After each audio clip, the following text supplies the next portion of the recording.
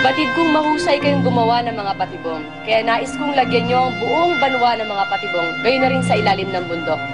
Upang kung sino mang lulusob sa atin ay tiyak kong mapapahamak. Batid na ba ito ni Pusaka? Ang utos ba na ito ay mula sa kanya? Hindi ako gagawa ng isang bagay na hindi ko pinapabatid sa kanya. Kung gayon ay susunod kami. Dagang salamat. Tayo na makasa.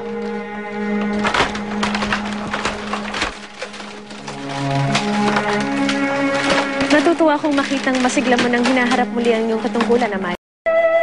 Ang aming mga winika ay aming mga balak upang hindi tayo malupig nilamitan. Malinaw sa akin ang iyong tinuran. Ngunit, ito ba ay totoong sinang-ayunan mo na, Pusaka? Oo, ginoong nakakatanda.